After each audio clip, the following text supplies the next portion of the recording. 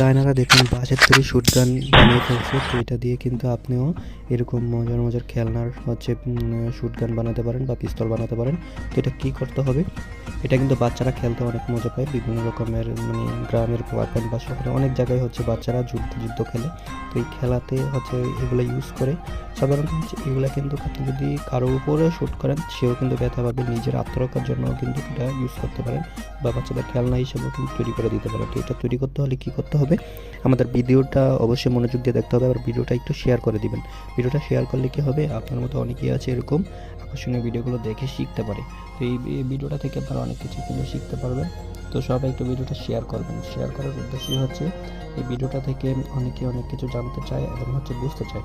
তারা হচ্ছে আমার এই ভিডিওগুলো থেকে সুন্দর মতন বুঝতে পারবে কীভাবে একটা পিস্তল সম্পূর্ণভাবে তৈরি করবেন কাঠ দিয়ে অথবা বাঁশ দিয়ে, এবং হচ্ছে এই পিস্তল থেকে কীভাবে হচ্ছে বুলেটগুলো বের হয়। আমি কিন্তু এখানে টিউটোরিয়াল আকারে দেখিয়ে দিয়েছি আপনাদেরকে।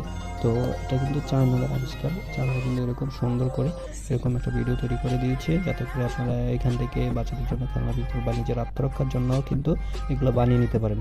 তো সবাই একটু ভিডিওটা টাইমলাইনে রেখে দেবেন, শেয়ার করে এবং কমেন্ট করার চেষ্টা করবেন।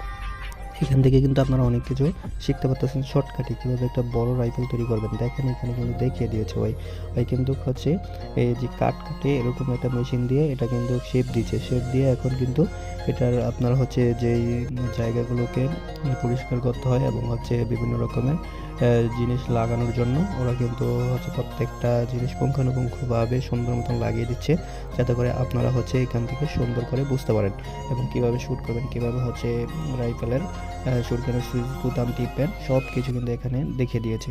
তো সবাই একটু ভিডিওটা শেয়ার করে দিবেন এবং ভিডিওটা শেয়ার করে টাইমলাইনে রেখে দিবেন। তো সবাই হচ্ছে অন্যদের মধ্যে দেখার সুযোগ করে দিবেন।